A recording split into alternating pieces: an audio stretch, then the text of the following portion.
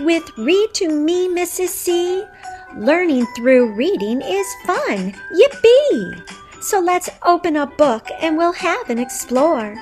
The more that we read will mean you're learning more.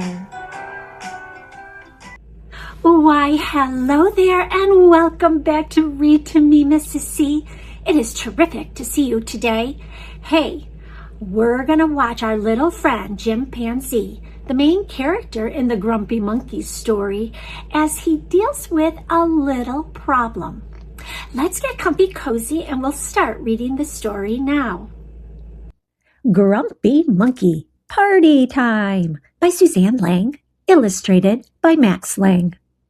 Published by Random House Children's Books.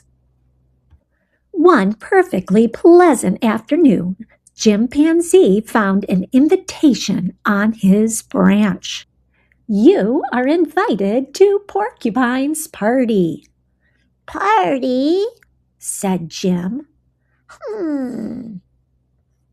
It'll be a great time, said Norman from next door. We can dance. Dance? Jim exclaimed, cutting Norman off. I can't dance. Can't dance? I feel really badly for Jim. He doesn't want to go to the party because he doesn't want to dance. Sometimes we don't want to do things that other people want to do. Have you ever felt that way? Well, let's see what happens in the rest of this story and see if Jim can solve his problem. Everyone can dance, said Hyena. Come on, show us your moves. I don't have any moves, said Jim. Sure you do, said Hyena. You just need to try. So Jim tried to dance. You should have taken him at his word, Norman said to Hyena. If Jim doesn't know how to dance, said Oxpecker, we'll just have to teach him. Everyone was excited to teach Jim how to dance. You've got to feel the beat, the lizard said. You have to strut your stuff, said Ostrich. You have to shake your butt, said the baboons. He's doing it! He's dancing! Everyone cheered. Party time, said Norman, and they headed to Porcupine's party. At the party, everyone wanted to dance with Jim. Dance with us, said the ground squirrels. Care to shake a tail feather? Asked Peacock. May we cut in? Asked the warthogs. Me too, said Rhino. Jim danced and danced. Everyone on the dance floor was having a great time. Everyone except Jim.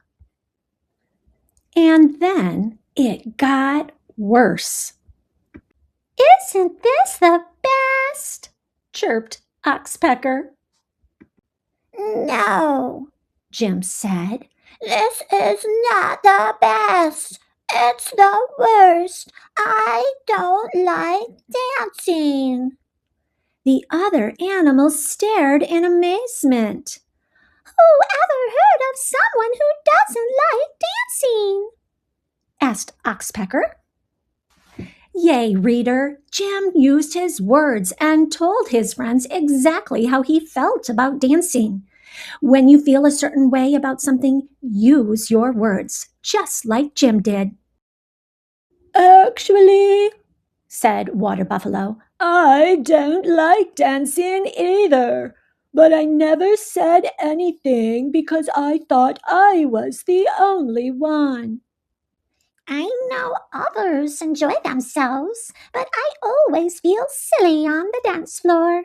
I'd rather do something else, squawked Marabou. To be honest, chimed in Bat, Dance floors are always too loud for me. I'm going home, Jim said, and he turned to go and bumped smack into Norman. You're not leaving, are you? Asked Porcupine. Everyone at this party wants to dance, said Jim, but we don't like dancing. It's not for everyone, Norman agreed. But now I'll have too much food, said Porcupine sadly. Oh, Porcupine, we didn't mean to upset you. Jim paused. Wait, there's food at this party? And indeed, there was lots of wonderful food. And plenty of games, too. And so they stayed at the party. Jim enjoyed the wonderful food. He laughed with his friends. He even played a game or two. But he did not dance. It was a great time. My friend, it looks like there was a solution to today's problem. You know, when you go someplace, it doesn't mean you have to do all of the things the other people do. You can choose. You can choose the things you like to do. Books do help us learn, and today I believe our little grumpy monkey helped us learn something new. Okay, until I see you again, you can help me say it. Keep on reading.